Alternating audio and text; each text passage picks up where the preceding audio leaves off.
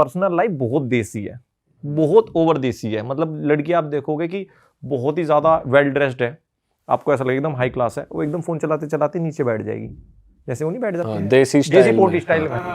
हाँ, उसमें कोई गलत नहीं है, वो उनका अपना, बट बहुत अलग है जो हम देखते हैं, उकड़ू पोजीशन।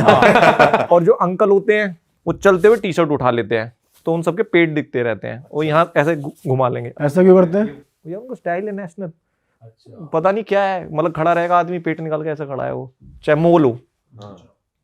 तो ये चीजें देख लो कि हम सोचते हैं कि बहुत ज्यादा अलग होंगे। और हमने उनका नेचर भी सुना है भाई कि फॉरेनर्स को देख के बहुत खुश हो जाते हैं, फोटो वोटो लेते हैं और बात करने में हेल्पफुल बहुत होते हैं। तो आपको ऐसा फील हुआ? नेचर वाइज कैसे इंटरेक्शन हुई? भाई मुझे ऐसा लगता है कि अगर मैं जैसे कुछ पॉडकास्ट देखे इंडिया में, अगर मैं उन पॉडकास्टों को देख के और वैसी इमेज लेके जाता ना, तो मैं शायद बेहोश हो जाता। मुझे समझ नहीं आता कि मैं चाइना आ गया कि उगांडा आ गया। क्योंकि मैंने एक पॉडकास्ट पे देखा वहाँ इंडिया में कि उसने बोला कि वहाँ पे बिहेवियर स्कोर चलता है। Behaviour score? एक बंदे ने बोला कि वहाँ पे जैसे हमारे यहाँ क्रेडिट स्कोर होता है, तो वहाँ पे बिहेवियर स्कोर होता है। मान लो अगर आप किसी से हेल्प मांग रहे हो और वो ना करे, तो उसके बिहेवियर स्कोर से पॉइंट घट जाएंगे और फिर उसको अच्छी सोसाइटी में नहीं मिलेगा। तो अब ये इमेज आप लेके जाओगे और फिर वहाँ आप चाइना में लैंड कर रहे हो, मॉल में फुवारा लगा हुआ है, तो एक बंदा खा के जा रहा है और फुवारे पे चढ़ के हाथ धो दे। अच्छा, ये देखा है मैंने भाई। मैं बीजिंग में था, बीजिंग की नेशनल कैमरा टावर, जो कैमरा पूरे देश के कैमरा जहाँ से ऑपरेट होते हैं, उसके नीचे खड़ा हूँ।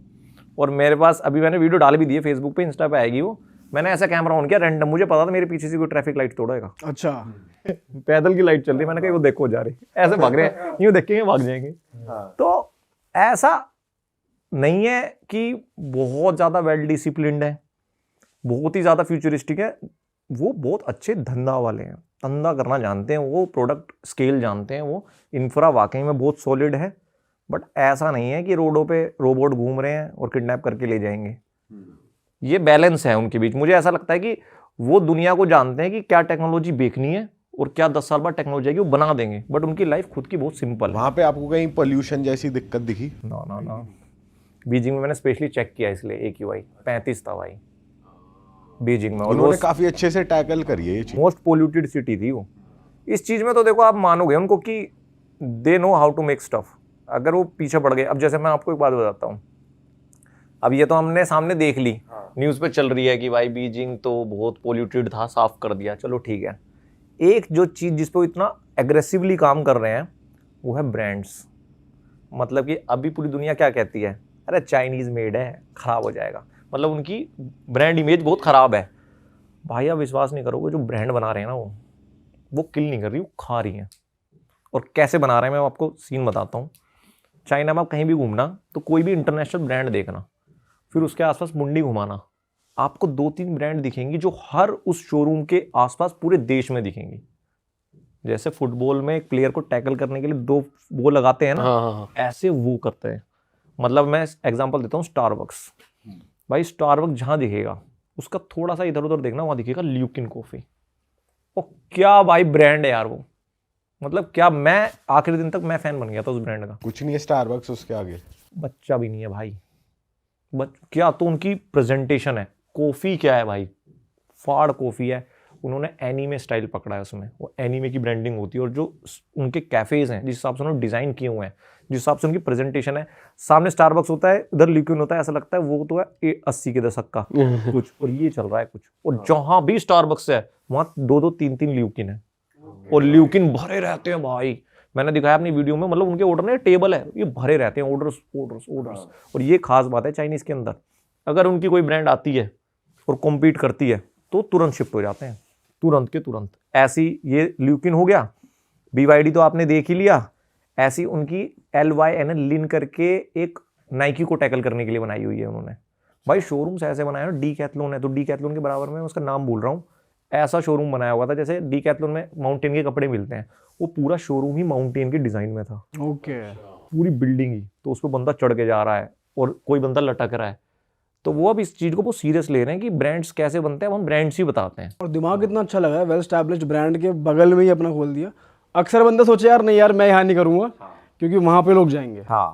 हम पता क्या है, हमारे यहाँ क्या है कि हम ना जैसे कोई कर भी रहा है कॉपी, हम उसको क्रिटिसाइज करते हैं, बट दुनिया में सबसे अच्छा सक्सेस पाने का तरीका मेरे हिसाब से कॉपी है। अगर कोई बंदा 20 साल से काम कर रहा है तो आपको नया इन्वेंट क्यों करना है जब आप 0 पे हो? आप कर लेना, पहले 20 पे आ जाओ, उसके बाद नया कर लेना, पहले कॉपी मारो। तो वो ये कर रहे हैं और वो शर्माते नहीं है भाई। और आप देख लो ना ब्रांड्स, ड्रोन में कोई नहीं था, कोई टक्कर दे देगा DJI को? आसपास है कोई? नहीं दे सकता। BYD देखो, उसकी मजाक बनाई थी इलोन मस्क ने, कहाँ पहुंच गई। तो वो लोग साला शर्माते नहीं है।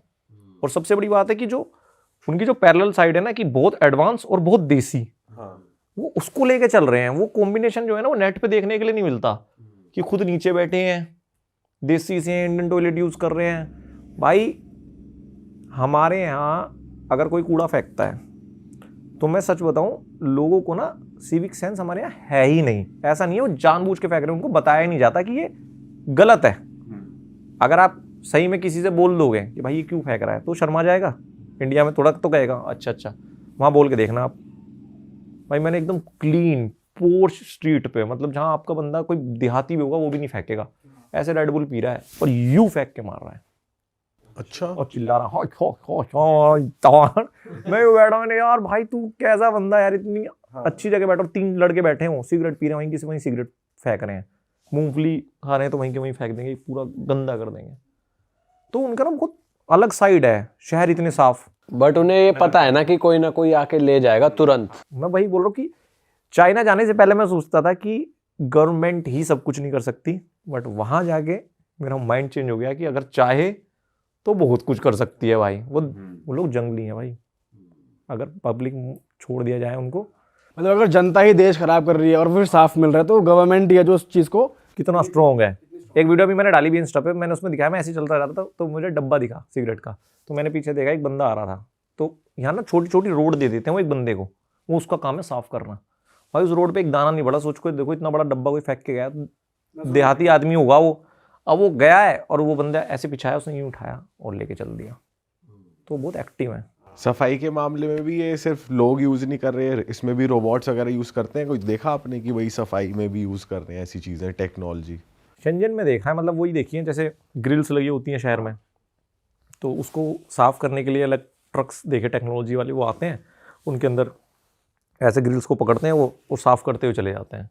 मतलब ऐसा थोड़ा बहुत देखा। और उनके फुटपाथ पे जो नॉर्मल मशीन चलती हैं और रोबोट्स वाली, वो देखी हैं। टेक्नोलॉजी तो है, नो डाउट। आप बता रहे थे गूगल ट्रांसलेट भी फेल कर रखा है इन्होंने, ऐसा कुछ बना रखा है, क्या है वो? भाई ये इन्होंने क्या है कि अब मुझे पता था, अब ये तो पता होगा आपको, वहाँ पे इंटरनेट नहीं चलता है, मतलब फेसबुक इंस्टाग्राम ये तो सब बैन है। तो मैं यहाँ से VPN खरीद के गया था, 2 एयरपोर्ट पे उतरा, वो दोनों VPN काम नहीं करे। वो गारंटी दे रहे हैं हमारे सर्वर इतने तगड़े, दोनों ही फेल हो गए। वहीं चाइना टेलीकॉम की लड़की बैठी थी, उसने मुझे एक फ्री VPN डाउनलोड कर दिया। अगर कोई देख रहा हो बंदा तो भाई कैट VPN है, वो कर लेना, फ्री है, वो चल जाता है। बट उसके साथ दिक्कत क्या है, 10-15 मिनट चलता है, फिर उसको पकड़ लेते हैं। अच्छा, बट आप फिर दोबारा से ऑन करोगे चल जाएगा।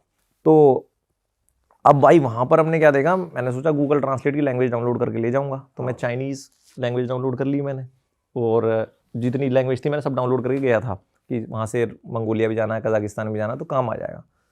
अब इसके साथ पता नहीं क्या प्रॉब्लम आती है भाई, हम बोलते कुछ है, कुछ और ही आले बाले से गाता है। अब नॉर्मल आप टाइप करोगे तो ठीक है, बट आप किससे बात कर रहे हो, इतना सारा टाइप कैसे करोगे? सही बात है।